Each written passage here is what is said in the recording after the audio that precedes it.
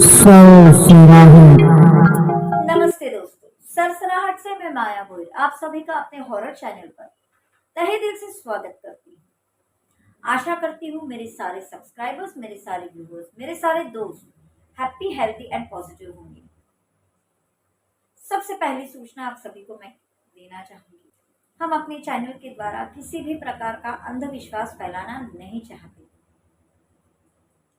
Second सूचना, जो paranormal activities, भूत प्रेतों पर विश्वास नहीं करते, वो इन स्टोरीज को एंटरटेनमेंट के तौर पे सुनिए, और जो लोग पैरानॉर्मल एक्टिविटीज पर, भूत प्रेतों पर विश्वास करते हैं, वो इन स्टोरीज को सुनिए, एंजॉय कीजिए और डरते रहिए। गोपनीयता के चलते हम जो भी स्टोरी सुनाएंगे, उन पात्रों का रियल नेम या फिर जो घटना वहां पर घटी है उस जगह का रियल नेम हम नहीं बताएंगे। काल्पनिक तौर पे हम नाम लेंगे जो भी है, और काल्पनिक तौर पर नाम लेती हूँ मैं, तो कभी कभी जो नाम मैंने स्टार्टिंग में किसी कैरेक्टर का रखा है तो मैं वो भूल जाती हूँ। तो इस चीज़ को थोड़ा सा समझ लीजिएगा, क्योंकि कभी कभी नाम याद रखना पॉसिबल नहीं होता या फिर थोड़ा सा मुश्किल होता है। तो ज़्यादा बातें ना करते हुए मैं स्टोरी की तरफ बढ़ूंगी। ये स्टोरी मुझे मेरे एक दोस्त है, उसके रिश्तेदार ने बताई थी। ये जो स्टोरी है, मेरी दोस्त की जो रिश्तेदार है उसकी फ्रेंड के साथ हुई थी ये स्टोरी, ठीक है, यानी कि ये घटना उसके साथ घटी थी। तो मेरी जो दोस्त की रिश्तेदार की जो दोस्त है, उसका हम काल्पनिक तौर पे नाम लेते हैं रजनी। काल्पनिक तौर पे रजनी के हस्बैंड का नाम हम रखते हैं सचिन। रजनी और सचिन ये दोनों हस्बैंड वाइफ थे, और उनके दो छोटे छोटे बच्चे थे। एक थी 4 साल की बेटी, उसका नाम हम रखते हैं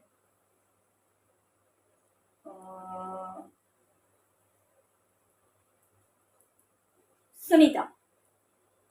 और रजनी और सचिन का बेटा, उसका नाम था राहुल।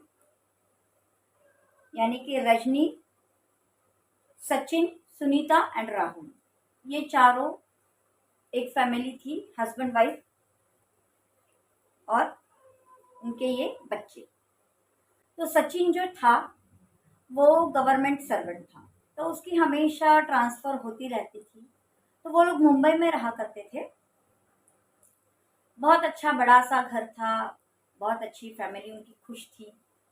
लेकिन अचानक से सचिन को ट्रांसफ़र का ऑर्डर आया और उसका ट्रांसफ़र हुआ पूना में। काल्पनिक जगह बता रही हूँ मैं, रियल जगह नहीं बताऊँ। तो पूना में उनका ट्रांसफ़र हुआ। तो चलो, पूना में ट्रांसफ़र हुआ, ये लोग वहाँ पर शिफ्ट हो गए। लेकिन जिस बिल्डिंग में ये लोग शिफ्ट हुए थे, वो बिल्डिंग बिल्कुल भी मेन रोड पे थी, जिस वजह से ना ही उस बिल्डिंग के आसपास खेलने के लिए कोई जगह थी, ना ही मतलब बच्चों के लिए वो जगह बिल्कुल भी सही नहीं थी। जो भी है खेलना है, जो भी खेल कूद करनी है वो घर में करो। टेरेस भी ओपन नहीं रहता था सेफ्टी के लिए, बच्चे अगर ऊपर चढ़ गए, गिर गए, इसके लिए टेरेस भी ओपन नहीं रहता था। तो बच्चे वहाँ पर जाकर खुश तो नहीं थे, और वो जो घर था वो कुछ ज़्यादा ही छोटा था, ना ही वो बच्चे वहाँ पर खेल पाते थे, ना ही कुछ।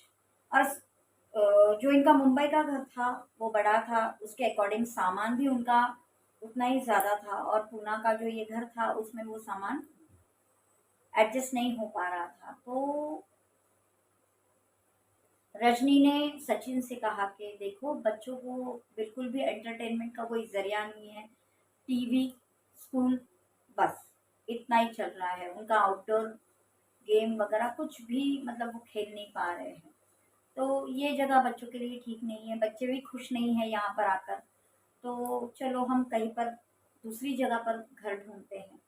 तो सचिन ने भी ये बात नोटिस करी कि उनके बच्चे जो थे वो बहुत ज़्यादा मतलब हैप्पी नहीं थे वहाँ पर। तो सचिन ने भी सोचा चलो अब इतना है तो हम ढूंढ लेते हैं कोई घर। तो सचिन ने एक हफ्ते में घर ढूंढ लिया। वो घर हम नहीं बोलेंगे कि बंगलो था, बट हाँ जस्ट लाइक बंगलो ही था। वो ड्यूप्लेक्स घर था, सेपरेट घर था। बड़ा सा ग्राउंड जैसा आंगन था उनका, जहाँ पर बच्चे दोनों भी खेल पाए अच्छे से। ऊपर से जो ड्यूप्लेक्स घर था उसके ऊपर टेरेस भी था उनके लिए। तो मतलब बहुत अच्छा घर था। वहाँ पर जब ये लोग घर देखने गए तो बच्चे वहाँ पर ग्राउंड पर खेल रहे थे, फिर घर में उछल कूद कर रहे थे, टेरेस पे जा रहे थे। तो ये सब देखकर सचिन और रजनी दोनों भी बहुत खुश हुए, क्योंकि बहुत दिनों के बाद, कम से कम 2 से 3 महीनों के बाद उन्होंने अपने बच्चों के चेहरे पर मुस्कुराहट देखी थी, खिलखिलाते हुए देखा था उनको। तो उन लोगों ने बोला चलो अच्छा घर है।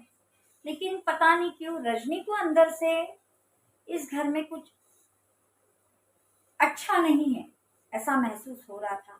घुटन सी महसूस हो रही थी। वो घर बहुत, शायद साल भर से 2 साल से बंद पड़ा हो, जिस वजह से यहाँ पर धूल मिट्टी की वजह से घुटन महसूस हो रही हो, ऐसा उसे लगने लगा। तो उसने वो चीज़ इग्नोर करी। उसको लगा कि साफ सफाई होने के बाद, सामान वगैरह सब आने के बाद सब कुछ अच्छा लगने लगेगा। तो बोले ठीक है चलो। फिर घर इन लोगों ने फाइनल कर दिया। रेंट पे लिया था उन लोगों ने घर, क्योंकि वो लोग खरीद तो नहीं सकते थे, बार बार ट्रांसफर होती रहती थी सचिन की। तो रेंट पे लिया उन लोगों ने ये घर, और सामान शिफ्टिंग का काम शुरू हो गया। बट शिफ्टिंग जब से स्टार्ट हुई थी कुछ ना कुछ अड़चने आ रही थी। कभी कोई गाड़ी बुक करी है सामान के लिए तो वो गाड़ी वहां पर खराब हो जाती थी, वक्त पे नहीं आ पाती थी। अगर गाड़ी वक्त पर आए तो सामान ले जाते वक्त गाड़ी खराब हो जाती थी। मतलब कुछ ना कुछ ऐसी बातें हो रही थी कि इनका जो वहां पर शिफ्टिंग था वो डिले हो रहा था। मतलब 2 दिन में शिफ्ट होना था उनको उस घर में, तो उस घर में उनको शिफ्ट होने के लिए 1 हफ्ता पूरा लगा। चलो ये भी ठीक है। तो जिस दिन फाइनल शिफ्टिंग यानी कि ये खुद पूरी फैमिली निकलने वाली थी, तब उस दिन ये जो रजनी थी हड़बड़ाहट में सब सामान समेट कर अपने पर्स में जो भी इम्पोर्टेंट डॉक्यूमेंट्स वगैरह है वो सब लेकर निकलने की कोशिश कर रही थी। तभी उसका पैर फिसल के वो गिर गई। तब भी उसके मन में कुछ आया कि ऐसे क्यों हो रहा है, बार बार इस घर में शिफ्ट होने के टाइम पे ये सारी चीजें क्यों हो रही है। लेकिन फिर भी उसने वो बच्चों को, मतलब बच्चे खुश थे, वाह हम नए घर में जा रहे। तो इस तरीके से उनको देखकर उसने चुप्पी साध ली। चलो छोड़ो कोई बात नहीं, चले गए वो लोग।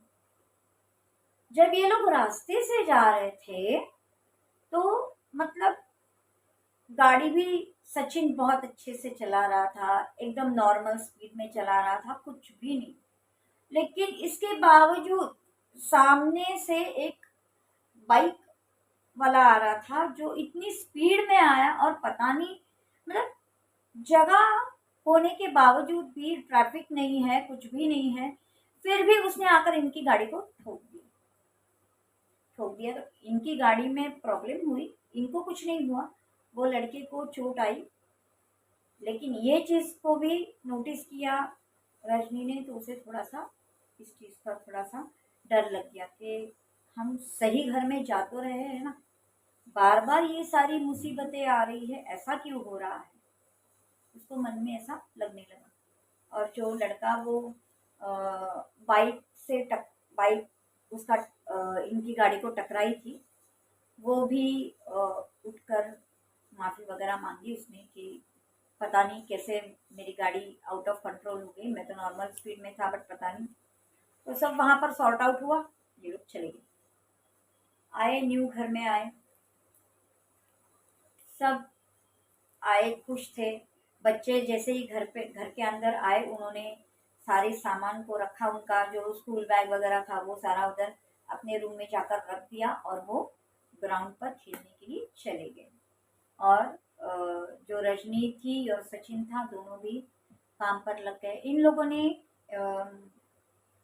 एक मेड को भी बुलाया था कि जब तक हमारा सामान सेट नहीं हो जाए, भाई तुम हमारे साथ रहो रात दिन, जितने भी दिन आप हमारे साथ रहोगे हम आपको पे कर देंगे, हमको हमारा सामान सेट करके दे दो। तो सब चल रहा था, सामान वगैरह सब लगा कर हो गया। 3-4 दिन लग गए सामान लगाने को, सब एकदम फाइनल हो गया और वो मेड भी चली गई। जिस दिन इनका सब सामान सेटल हुआ, खाना वाना खाया इन लोगों ने और ये लोग सोने चले गए, अचानक से 2:30-3 बजे रात को रजनी की नींद खुल गई। उसे पानी की बहती हुई आवाज आने लगी, नल किसी ने खुला छोड़ दिया हो। तो उसे अपने बाथरूम में से आवाज आ रही थी, तो इसे लगा करके शायद सचिन वॉशरूम गया हो। तो उसने ऐसे बाजू में अपने देखा तो सचिन तो सोया हुआ था। तो वो बड़बड़ाते उठी कि भाई वॉशरूम गया, नींद में इसने शायद नल खुला छोड़ दिया। तो ऐसे वो गई अंदर, उसने देखा तो नल तो बंद था, लेकिन फिर भी नल की आवाज आ रही थी। तो फिर उसने ध्यान से सुना तो उसे बाहर से वो नल की आवाज आ रही थी पानी बहने की। तो वो बाहर गई, बेडरूम से बाहर गई, तो उसे बच्चों के बेडरूम में से आवाज आ रही थी। तो वो बच्चों के बेडरूम में गई, उसने नोटिस करा कि बच्चे सो रहे हैं, शायद बच्चों ने खुला छोड़ दिया हो नल। वो गई अंदर, देखा उसने तो उनके भी बाथरूम का नल बंद था। वो बाहर आई, स्ट्रेंज थिंग, ऐसे कैसे? बाहर आई, उसने नोटिस किया फिर कि ये जो पर्टिकुलर आवाज है पानी की, ये आ रही है किचन में से। तो किचन में जब वो गई तब उसे वहां पर नल खुला हुआ मिला। उसने बंद किया और मुड़कर आने लगी। तो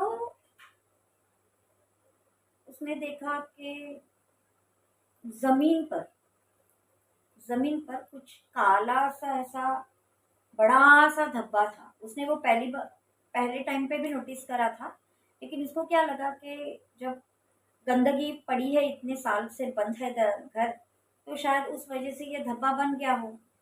तो वो काला धब्बा बना हुआ था, तो इसे थोड़ा सा ये लगा कि भाई हमने जो मेड थी उसे इतने पैसे देने के बावजूद भी इसने क्लीन नहीं करा है, ऐसे क्या किया इसने। तो वो बड़बड़ाते हुए आई और सो गई। उसने सोचा चलो मैं कल देख लूंगी इसका क्या करना है, सो गई। फिर से आधे घंटे के बाद सेम सिचुएशन, सेम सीन हुआ, सेम उसने करा। बात किचन में जाकर नल बंद करा और सो गई। उसके बाद कुछ नहीं हुआ। सुबह उठी, उसने हस्बैंड को बोला कि भाई प्लम्बर को देखो, नल खुला हो गया था किचन का, पता नहीं कैसे। तो फिर उसके हस्बैंड ने चेक किया, वो बोलने लगे करके नहीं वैसे तो कुछ भी नहीं है, परफेक्ट है।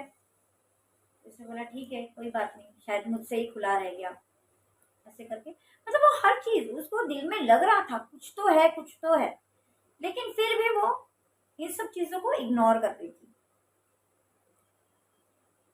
फिर और ऐसा होता था कि वो सुबह से लेकर दोपहर के 2-2:30 बजे तक अकेली रहती थी, 2:30-3 बजे तक, क्योंकि उसके बच्चों का स्कूल खत्म होते ही उनकी ट्यूशन रहती थी। तो वो स्कूल एंड ट्यूशन पूरा कंप्लीट करके ही घर पे आते थे, कुछ 3-3:30 बजे तक। 3:30-4 बज जाते थे बच्चों को घर में आने के लिए। और सचिन जो था वो शाम को 7 बजे तक घर पे आ जाता था। तो जब तक वो 4 बजे तक घर पे अकेली रहती थी, उसे कहीं ना कहीं पे किसी के होने का एहसास होता था। जब भी वो किचन में काम किया करती थी, उसे ऐसा लगता था करके उसके पीछे कोई खड़ा है।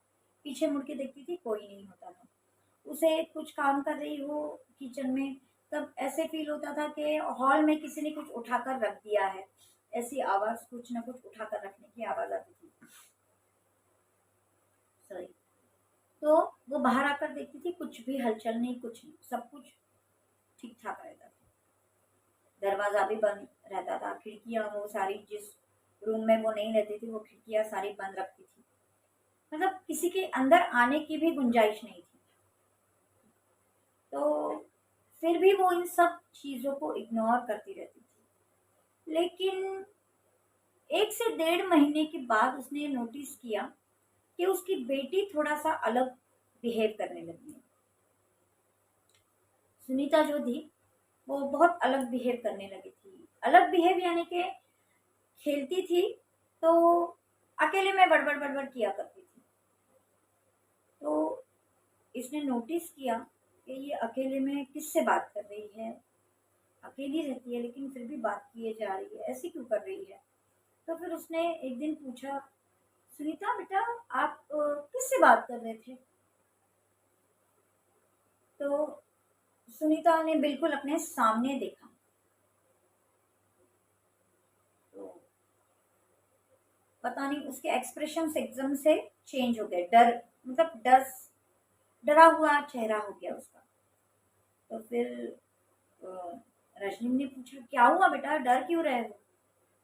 तो सुनीता ने बोला, कुछ भी नहीं, मैं तो अकेली बात कर रही हूँ, मेरी डॉल है ना, उस वो डॉल से खेला करती थी, मैं अपने डॉल के साथ खेल रही हूँ और डॉल से बात कर रही हूँ। तो उसने बोला, चलो फ्रेंड्स भी नहीं है आसपास, लेकिन खेलने के लिए ग्राउंड है, इसके लिए इन लोगों ने वो घर लिया था। और हर एक का जो घर था वो कम से कम 10 मिनट 5 मिनट की दूरी पर था, मतलब अलग अलग बहुत सेपरेट सेपरेट घर थे। ठीक है, तो पड़ोसी होने का भी कोई उनको आसरा नहीं था, मतलब कोई गुंजाइश ही नहीं थी। बच्ची अभी डॉल के साथ एक बॉन्डिंग बना रही है, करने दो, चलो कोई बात नहीं, ऐसा करके उसने छोड़ दिया।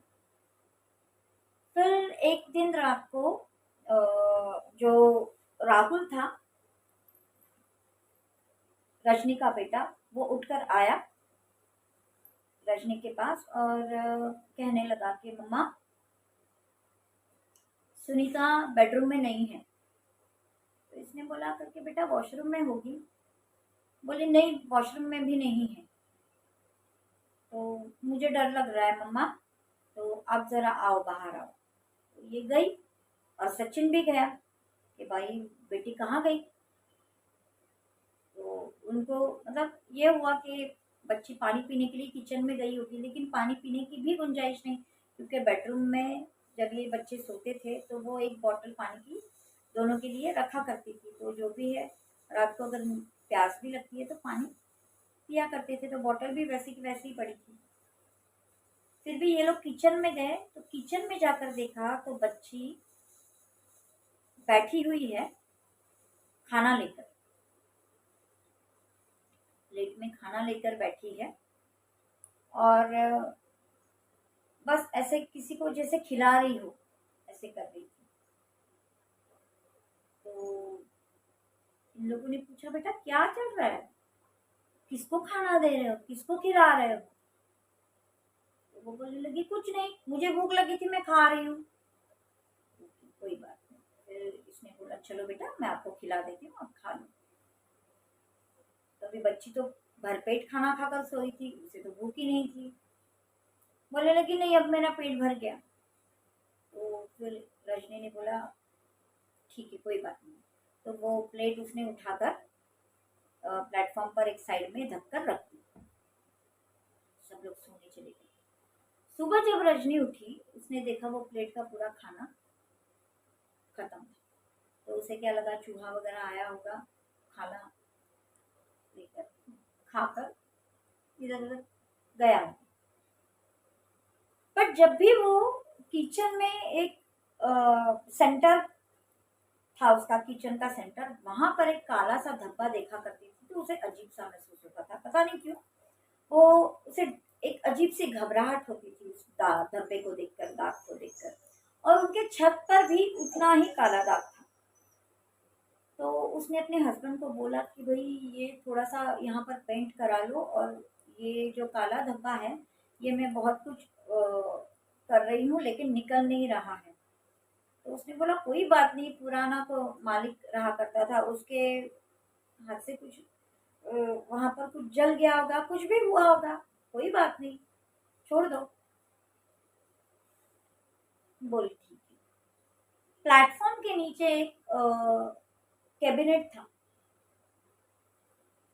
तो वो कैबिनेट में उसने स्टोर रूम जैसा हम सामान रखते हैं वैसे ही उस कैबिनेट में उसके जो मेड थी उसने वो सामान रखा था। तो उसे कुछ चीज़ों की ज़रूरत थी जो उस कैबिनेट के सामान में थी। तो इसने वो कैबिनेट ओपन किया तो एकदम से उसे सड़ी सी स्मेल आने लगी, जली हुई सी स्मेल आने लगी। तो इसने वो देखा तो वो पूरा पार्ट काला पड़ा हुआ था, पूरा पार्ट काला पड़ा हुआ था और बड़ा गंदा था। तो इससे बहुत गुस्सा आया उस मेड पे कि भाई इतना पैसा लिया, इस औरत को हमने दिया है साफ सफाई करने को, लेकिन इसने पूरी तरीके से साफ सफाई की नहीं, और मैंने भी काम के चलते वहां पर ध्यान नहीं दिया, और इसने उस चीज का फायदा उठाया और ठीक से साफ सफाई नहीं की। तो इसने वो सामान निकाला, बट वहां पर जली हुई सी स्मेल आ रही थी। इसने नोटिस किया कहीं पर भी कुछ भी नहीं जल रहा है, लेकिन जला हुआ सा स्मेल क्यों आ रहा है। फिर भी उसने वो इग्नोर किया। उसने वो सामान जो भी चाहिए था वो निकाला और फिर से वो सामान वहां पर रख दिया और वो कैबिनेट बंद किया। कैबिनेट बंद करने के बाद थोड़ी देर के बाद वो कैबिनेट अपने आप खुल गया, दरवाजा अपने आप खुल गया, और ऐसे भी नहीं था कि वो कैबिनेट लूज पड़ा था या फिर उसमें कुछ प्रॉब्लम थी। बहुत अच्छे से टाइटली लग रहा था वो, लेकिन फिर भी बार बार खुल रहा था। तो उसने बोला पुराना कैबिनेट है, हो रहा होगा, ये सारी चीजें उसने इग्नोर करी। लेकिन अब उस रात को वो जब सोई, जिस दिन उसने वो कैबिनेट ओपन करा था उस रात को वो सोई, तब उसे रात को एक सपना आया कि बहुत ऐसे आग सी लगी हुई है, ठीक है, बहुत जैसे स्टोव या फिर सिलेंडर का ब्लास्ट होता है ना, उस तरीके से ब्लास्ट हुआ और सब जल रहा है, और उसमें कोई एक छोटी बच्ची और एक औरत ऐसे उसे जलते हुए नजर आ रही थी। और वो छोटी बच्ची उसकी बच्ची नहीं थी, वो कोई और ही लड़की थी, और वो औरत भी वो खुद नहीं थी, कोई और औरत थी। तो ये से वो जलते हुए देख रही थी। अचानक से वो डर के मारे वो उठ गई, और वो जो जल रही थी वो ऐसे हुआ कि ब्लास्ट हुआ, और वो जो औरत और वो बच्ची थी वो कैबिनेट से बाहर निकली जलकर, और ऐसे पूरे घर में दौड़ रही थी। मतलब ये उसे सपना आया। नॉर्मली उसे पूरा किचन खाली दिखा, और जब ब्लास्ट हुआ तब उसे वो औरत और बच्ची उसी कैबिनेट से बाहर निकलते हुए नजर आई, जिस कैबिनेट को उसने दोपहर में खोला था। जो कैबिनेट बड़ा गंदा लग रहा था, स्मेल आ रही थी, उसका सामान रखा हुआ था, वो कैबिनेट था। तो ये डर के मारे उठी, इसने अपने हस्बैंड को उठाया, बताया। तो उसके हस्बैंड ने बोला भाई देख, तेरे मन में कुछ चीजें चल रही है उस दाग को लेकर, उस कैबिनेट को लेकर, तो शायद तूने कुछ ऐसे ही कुछ सोच लिया और उस वजह से ये सपना आ रहा हो। ठीक है, कोई बात नहीं, चल छोड़। तो उसने बोला ठीक है चलो कोई बात नहीं। फिर ऐसे ही वो तेरा रोज उसको ये सपना आ रहा था। और दूसरी बात, उसके और उसके हस्बैंड में अभी झगड़े शुरू हो गए थे, बहुत ज्यादा झगड़े होने लगे। कभी उसके हस्बैंड ने ड्रिंक करते थे वो, लेकिन कभी कभार 31st या फिर किसी ऑफिस की पार्टी में, रेगुलर नहीं। लेकिन अब जो सचिन था वो रेगुलर ड्रिंक करके आने लगा रोज, और रोज बच्चों पर गुस्सा करना, है ना, वाइफ पर गुस्सा करना, जो खाना बना है वो उस खाने को देखकर उल्टी सुल्टी बात करना, ये क्या बना कर रख दिया, ऐसे मतलब कुछ ना कुछ छोटी छोटी बातों को लेकर बड़ा बतंगड़ बनाना सचिन की आदत पड़ चुकी थी। और स्कूल से भी दोनों बच्चों के स्कूल से कंप्लेन आने लगी कि आपकी बच्ची बिल्कुल भी बिल्कुल भी पढ़ाई की तरफ ध्यान नहीं दे रही है, होमवर्क कंप्लीट नहीं कर रही है, अकेले में बात करती रहती है। जो बाजू में बाजू के बेंच पर बैठे हुए बच्चे हैं उनको यूं ही मारना स्टार्ट कर देती है, इस तरीके से। और जो बेटा था राहुल, उसकी भी क्लास टीचर बताने लगी कि ये जो इतना होशियार बच्चा था, ये आजकल होमवर्क ही नहीं कर रहा है, इसे पढ़ाई की तरफ ध्यान नहीं दे रहा है। जब ये आया था तब कितना अ, अच्छे से कर रहा था, लेकिन अभी 1 डेढ़ महीने से हम नोटिस कर रहे हैं बिल्कुल भी ध्यान नहीं है इसका पढ़ाई में, ना ही इसके नोट्स कंप्लीट है। मतलब ये सारी चीज़ें स्टार्ट हो चुकी थी एक जगह पे। रजनी को हमेशा सर में दर्द, भारीपन महसूस होता था। ये सारी चीज़ें उनकी लाइफ में चल रही थी, कुछ भी अच्छा नहीं चल रहा था। तबीयत खराब होना बच्चों की, उस चारों की तबीयत वैसे भी खराब रहती थी। सचिन शराब पीकर उल्टी सुल्टी बातें करना, ये सारी चीज़ें हो रही थी। सचिन के भी ऑफिस में उसे मतलब जिस तरीके से वो पहले परफॉर्म करता था अपने ऑफिस में प्रोजेक्ट्स वगैरह को लेकर, बिल्कुल भी ध्यान नहीं था उसका। मतलब बहुत अजीब सी चीज़ें चल रही थी उनकी लाइफ में। फिर एक दिन रजनी ऐसे ही दोपहर में बैठी हुई थी, अकेली सोच रही थी क्या है, ऐसा क्यों हो रहा है मेरे साथ, ये सब क्यों, मतलब सब अपने आप को ही क्वेश्चन कर रही थी। तो अचानक से उसको किचन से कैबिनेट खुलने की आवाज आई। कैसे करके वो ऐसे चरचराती हुई आवाज आई कैबिनेट खुलने की। तो उसने पीछे मुड़कर देखा, तो कैबिनेट खुल रहा था वो, तो ये गई वहां पर धीरे से घबराते हुए। और उसने ऐसे बस ऐसे झुककर देखा, तो वहां पर अधजले बच्ची और अधजली एक औरत बैठी हुई थी, बाल खुले, आधे जले, आधा फेस जला, बच्ची भी आधी जली हुई। उनमें उनके बॉडी में से धुआं निकल रहा है, पूरी काली पड़ी हुई है। और आंखें लाल, रो रही है, हेल्प के लिए चिल्लाने की कोशिश कर रही है, लेकिन नहीं कुछ कर पा रहे, और गुस्से में देखे जा रहे हैं। ये सिर्फ और सिर्फ ये नजारा 3 से 4 सेकंड के लिए रजनी को दिखा। और ये देखकर रजनी जो वहां से चिल्लाकर घर के बाहर भागी, वो जब तक उसके बच्चे घर पे नहीं आते तब तक वो वहां से हिली नहीं। फिर जैसे ही उसके बच्चे स्कूल से आए 4 बजे, जैसे ट्यूशन वगैरह सब कंप्लीट करके 4 बजे आए, वो अपने बच्चों को उसने लिया और वहां पर जो आसपास के शॉप्स थे वहां पर गई। और वहां पर जाकर उसने पूछा, जहाँ से वो ग्रोसरी वगैरह खरीदा करती थी, वहां पर जाकर उसने बताया। तो उन लोगों ने उनसे पूछा कि हमने आपको देखा है, आप इस एरिया में नए आए हो, लेकिन हमने कभी पूछा नहीं मैडम आपको कि आप कहाँ रहते हो, और आपने बताया नहीं तो हमने भी पूछा नहीं, आपको कुछ गलत ना लगे इसके लिए। तब रजनी ने बताया कि देखिए, मैं सो एंड सो बंगलों में रहने के लिए आई हूँ, और क्या इस बंगलों में कुछ ऐसा हादसा हुआ है जो नहीं होना चाहिए था।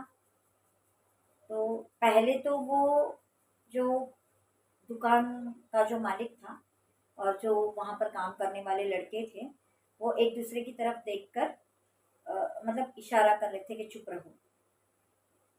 तब रजनी ने बोला कि प्लीज, जो भी है प्लीज मुझे क्लियरली आप बताइए इस घर में क्या हुआ था, प्लीज बताइए, क्योंकि ये सिर्फ मेरा और मेरे हस्बैंड का मामला नहीं है, तो ये मेरे बच्चों के लिए भी मैटर करता है। हम दोनों का तो कुछ नहीं, हमारे बच्चों को कुछ नहीं होना चाहिए, ये मैं समझती हूँ। तो प्लीज जो भी है बताइए। तब उस दुकानदार ने बताना स्टार्ट करा। जब वो बताने लगा तब उनके ही घर के 5 मिनट के आगे और एक घर था, वहाँ की एक आंटी जी वहाँ पर आई थी सामान लेने के लिए। तो उन्होंने भी पूछा कि आप इस बंगलों में रहते थे? हाँ। तो तब उन्होंने, वो आंटी ने कहा कि आपने पहले इंक्वायरी नहीं करी थी? तो इन्होंने बोला नहीं, घर अच्छा खासा दिखा, ग्राउंड अच्छा है, टेरेस वगैरह सब कुछ अच्छा ओके था, वेल फर्निश्ड था, तो इसके लिए हम लोगों ने कुछ पूछना ज़रूरी नहीं समझा। तो बोले यहाँ पर ही तो आपकी गलती हुई, 3 साल से वो बंगलो बंद पड़ा है। आप समझ रहे हो, 3 साल से वहां पर, उन 3 सालों में जो भी वहां पर रहने आया, 10 से 15 दिन से ज्यादा वहां पर कोई नहीं रह पाया। तो बोले क्यों, ऐसी क्या बात है? तब उन आंटी ने बताया कि देखो बेटा, ऐसे तो हमें बताना नहीं चाहिए, लेकिन तुम्हारे बच्चों को देखकर मैं बता रही हूँ कि जैसे जल्द से जल्द हो वो घर छोड़ दो, वरना वहां पर कुछ भी हो सकता है। और मैं सलाम करती हूँ कि तुम लोग कम से कम 4 से 5 महीनों से उस घर में रह रहे हो और तुम लोगों को कुछ हुआ नहीं, बहुत बड़ी बात है। तो तभी रजनी ने अपने साथ हुई घटनाओं का सारा ब्यौरा उनके सामने रख दिया। तब उन्होंने बोला कि अब ये फाइनल स्टेप था, अब वो माँ बेटी आपको दिखी है, तो इसके आगे अगर आप वहाँ पर रहोगे तो डेफिनेटली वो दोनों, हो सकता है आप दोनों को अपने साथ ले जाए, तो सबसे पहले चलो निकलो वहाँ से। तो बोले क्या हुआ, क्या था वहाँ पर, वो तो बताइए। तब वो आंटी ने बताया कि उस घर में जो हस्बैंड वाइफ और उनकी 4 साल की जो बच्ची रहा करती थी, वो, उनके कुछ अच्छे रिलेशन नहीं थे, यानी कि हस्बैंड बहुत ज़्यादा कंट्रोलिंग था, ठीक है। और उस लड़की की जो सास थी, यानी कि हस्बैंड की जो माँ थी, वो भी इस पर बहुत ज़्यादा काम का प्रेशर डाला करती थी, मतलब इसे वो पसंद नहीं थी। एक तो फर्स्ट डाउरी के लिए परेशान करना, ठीक है, तेरे माँ बाप के घर से ये लेकर आ, वो लेकर आ, ये उसको पहले से ही, जब से शादी करके आई तब से उसे वो परेशानियां झेलनी पड़ रही थी। उसके अलावा उस लेडी के हस्बैंड और सास का हमेशा यही कहना रहता था कि फर्स्ट बच्चा जो होगा वो बेटा होगा। वो प्रेग्नेंट थी लेडी, तो उसको उसकी सास और उसके हस्बैंड हमेशा धमकाया करते थे कि भाई जो भी होगा वो लड़का होना चाहिए, और इससे हुई लड़की। तो जिस दिन से उसे लड़की हुई उस दिन से इसका बुरा वक्त और भी ज्यादा बुरा हो गया। उसे हमेशा सास मारा पीटा करती थी, हस्बैंड मारा पीटा करता था, और उसके हस्बैंड का बाहर कहीं पर अफेयर भी चल रहा था। तो क्या हुआ, ऐसे करते करते करते करते बच्ची 4 साल की हुई, एंड सेकेंड टाइम वो अभी प्रेग्नेंट थी। प्रेग्नेंट यानी कि जस्ट गुड न्यूज़ मिली थी। तो इन लोगों ने कहा कि इस बार भी लड़का चाहिए। तो इस लड़की ने कहा कि देखो, लड़का हो लड़की हो भगवान की देन है ना। तो हमें इस पर सवाल नहीं उठाना चाहिए, जो भी है एक्सेप्ट करेंगे। तो इन लोगों को बहुत गुस्सा आया कि ये क्या तरीका हुआ, हमें तो पहली लड़की हुई, ठीक है, अब सेकंड जो होगा वो लड़का होगा। और उसके हस्बैंड ने भी उसको कहा कि देख, इस बार अगर तुझे लड़का हुआ तो जो भी तेरे को हम टॉर्चर करते हैं या परेशान करते हैं, वो सारी परेशानी तेरी हम दूर करेंगे, यानी कि हम लोग तुझे परेशान नहीं करेंगे। जो तेरे पापा से हम पैसा मंगवाते हैं हमेशा, तुझे डाउरी के लिए परेशान करते हैं, वो सारा कुछ हम करना बंद करेंगे, लेकिन इस बार लड़का चाहिए। तो अब ये तो डर गई, अब क्या करूं, मतलब इस तरीके से। तो और अगर इसने पूछा कि और अगर मुझे लड़की हुई तो, लड़की हुई तो ठीक है, जो लड़की होगी, ये लड़की और वो लड़की और तू, तीनों को घर के बाहर निकाल देंगे और मैं दूसरी शादी कर लूंगा। अब ये डर गई। और उस दौरान कुछ उसका चौथा महीना चल रहा था, तब उसके पापा गुजर गए और पापा के अलावा उस लड़की का कोई नहीं था। अब ये और हैरान परेशान, अब जाऊं तो मैं कहाँ जाऊं, क्योंकि अगर इन लोगों ने उसे बाहर निकाल दिया तो एक ही मात्र उसका जो सपोर्ट था वो थे उसके पापा। अब उस लड़की के पापा भी गुजर गए, तो क्या करे। तो फिर ये डर गई और इसे पहले ही डर लगने लगा कि ऐसा तो नहीं कि मुझे सेकंड भी बच्ची हो जाए तो फिर मेरा क्या होगा, इस तरीके से। तो एक दिन उसको ये सारी चीज़ें सोच सोच के मतलब वो उसका मानसिक संतुलन हिलने लगा, ऑलमोस्ट उसका मानसिक संतुलन खराब होना स्टार्ट हो चुका था। तो एक दिन उसका हस्बैंड और उसकी सास कहीं गए हुए थे, तो इसने क्या किया, गैस ओपन कर लिया, मतलब वो जो पाइप होता है वो निकाल लिया और बच्ची को लिया अपने साथ और उसे उस गैस को खोलकर इसने वो लाइटर से गैस ओपन करा। तो जैसे ही ये ओपन हुआ वो ब्लास्ट हो गया। ब्लास्ट होने की वजह से ये दोनों भी माँ बेटी जलने लगे। तो जहाँ जगह मिले वहाँ पर वो अपनी बॉडी की आग ऐसी मिटाने की कोशिश कर रही थी। तो उसने क्या किया, वो कैबिनेट में अपने बच्चे को लेकर घुस गई ताकि वो जो भी आग लगी है वो बुझ जाए उनके बॉडी पे। पहले तो इसने जोश जोश में कर लिया वो, लेकिन जब जलने लगे तब वो हालत खराब हो गई और वो कैबिनेट में ही घुस घुस कर रह गए। और आजू बाजू वाले सब आ गए, क्या हुआ क्या हुआ। पहले तो सबको लगा करके इसके हस्बैंड और इसकी सास ने ही इसको कुछ करा होगा। अब पता नहीं कि सच में इसके हस्बैंड और सास ने कुछ करके गए हुए थे बाहर जाने के टाइम पे, या फिर इसका मानसिक संतुलन हिल गया था तब इसने ऐसा करा। तो सब लोग भागते हुए आए, सब पानी वानी डाला, सब आग बुझाने की कोशिश करी, फायर ब्रिगेड को बुलाया गया। जब फायर ब्रिगेड वाले आए तो उन्होंने देखा। और दूसरी बात, उस घर के जब वो जो लेडी थी उसका हस्बैंड और सास दोनों आए, उन लोगों ने देखा तो उनको लगा करके चलो बला टली, मर गए लगता है दोनों, मतलब इनको वैसे भी वो लोग नहीं चाहिए थे।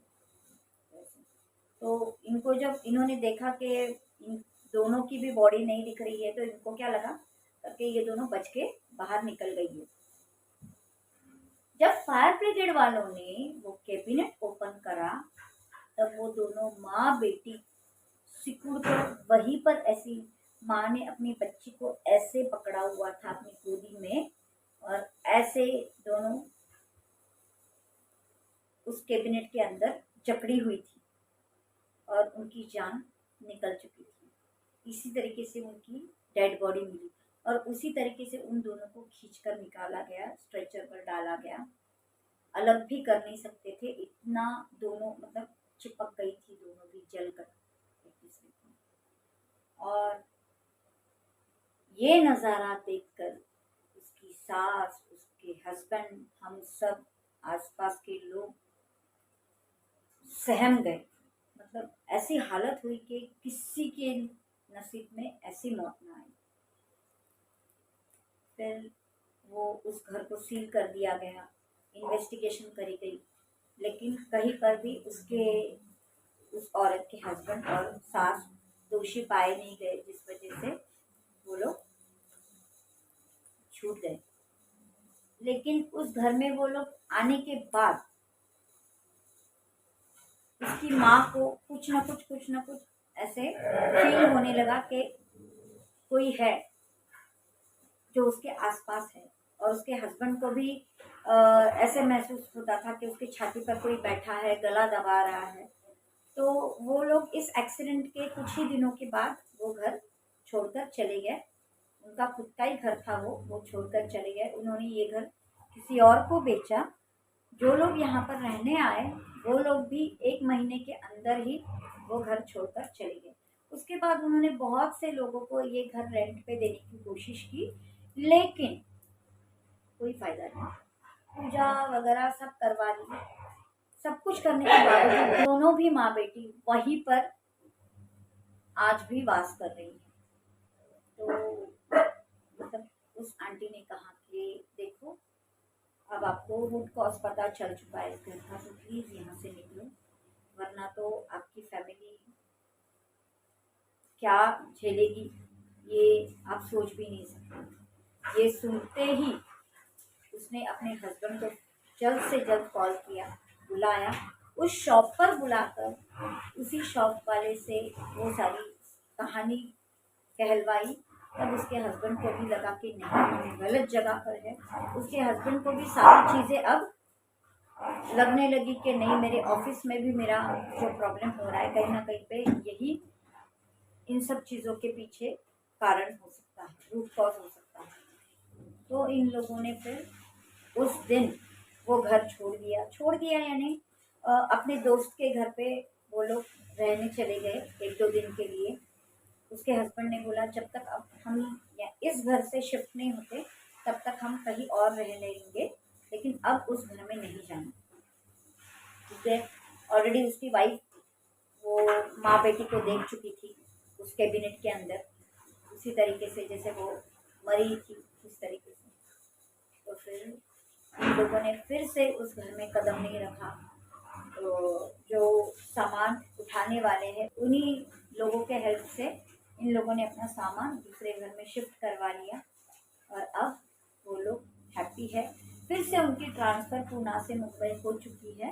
और जब उनकी ट्रांसफ़र मुंबई में हुई तब उन्होंने अपनी इस दोस्त को ये कहानी बताई, जो मेरी दोस्त थी, और आज मुझे ये कहानी आप तक पहुंचाने का मौका मिला। So thank you very much, आपने मुझे अपनी कहानी बताई। Thank you. मैं अपने दोस्त का नाम नहीं लूँगी, लेकिन इसको सुन रही हो तो ज़रूर समझ जाएगी कि मैं किसके बारे में बात कर रही हूँ। Thank you so much.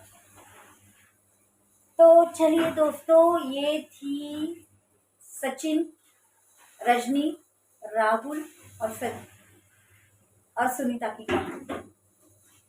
तो आपको कैसी लगी कमेंट बॉक्स में ज़रूर बताइए। देखिए दोस्तों, मैं काफ़ी लोगों को देखती हूँ कि वो लोग कहानी सुनते हैं लेकिन ना ही सब्सक्राइब करते हैं ना ही लाइक करते हैं। तो आप सभी को मैं हाथ जोड़कर विनती करूँगी कि मेरे दोस्तों, एक कहानी बनाने में बहुत सारी मेहनत लगती है। बहुत लोगों को तैयार करना पड़ता है कि भाई अगर आपके साथ कुछ बीती हो तो आप बीती सुनाओ, ताकि हम अपने चैनल के द्वारा आप तक वो पहुंचाए और आपको एंटरटेन कर पाए। तो इस मेहनत के लिए एक लाइक तो ज़रूर बनता है। तो प्लीज़ दिल से कहती हूँ, do like, share, comment and subscribe to Maya Bhoi सरसराहट विथ माया हुई। मिलती हूँ मैं फिर से अपने अगली कहानी में। तब तक के लिए खुश रहिए, हैप्पी रहिए, पॉजिटिव रहिए और हमारी कहानियां सुनकर डरते रहिए। सरसराहट सरसराहट।